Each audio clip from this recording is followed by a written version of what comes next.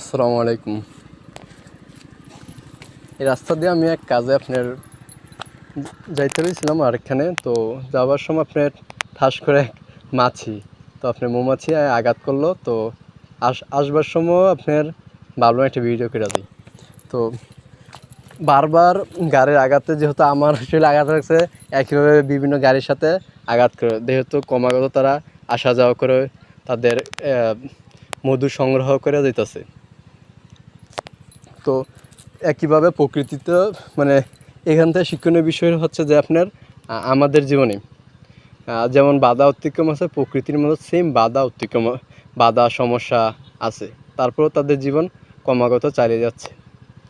তো এখানে দেখেন কি সুন্দর মধু সংগ্রহ করতেছে ক্রমাগত। তো তারপরও তাদের এই যে গাড়ির সাথে ধাক্কা খাওয়ার পরও আপনি ক্রমাগত মধু সংগ্রহ করে দিতেছে। তো একইভাবে আমার জীবনে নানা রকম সমস্যা থাকবে, এগুলোর দিকে না তাকিয়ে যতটুকু সম্ভব দৃঢ়তার সাথে দৃঢ় হাতে অবলম্বন করে তা সামনে এগিয়ে যেতে হবে ইনশাল্লাহ। তো যেমন তাদের থেমে নেই, আমাদের জীবনও থেমে নেই, ক্রমাগত সামনে এগিয়ে যান। সমস্যা থাকবেই প্রত্যেকটা মানুষের জীবনে, কম অথবা বেশি, এর মধ্যে মোরালেস কম বেশি আপনার সমস্যা থাকেই, এর মধ্যে দিয়ে জীবন চলে যেতে হবে। এর শিক্ষার বিষয় হলো কোনো বাধা আসলেই যে জীবন থমকে দাঁড়াইতে হবে এরকম না, আপনাকে বাধাকে মেনে নিয়ে অনেক সময় একটা ডিম যখন ভিতর থেকে ভেঙে যায় তখন দেখা যায় একটা প্রাণের একটা জীবনে উৎপন্ন বা উদয় ঘটে। আর যখন তার নিচে বাইরের আঘাত দিয়ে বা বাহ্যিক আঘাতে ভেঙে ফেলে তো একটা প্রাণের নিষ্ফল ঘটে।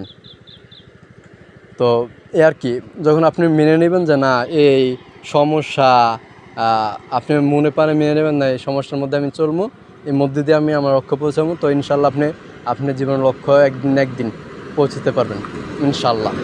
তো ওই মৌমাছি মেনে নিচ্ছে যে না এই সমস্যার মধ্যে দিয়ে আমাকে ক্রমাগত মধু আহরণ করে দিতে হইব, এর মধ্যে তারা আহরণ করে দিতেছে।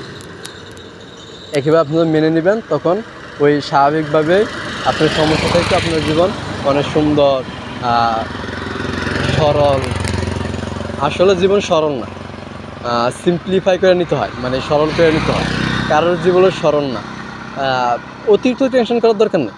জীবনে যা আছে তার থেকে অস্তে ধীরে চেষ্টা করেন, একটু একটু একটু করে ধীরে ধীরেই, মানে গ্রাজুয়ালি ডেভেলপ করার, উন্নত করার, ক্রমাগত উন্নত করার চেষ্টা করেন। অল্পতে সন্তুষ্ট থাকেন, জীবন সুখী থাকবেন ইনশাল্লাহ। সবাই ভালো থাকবেন।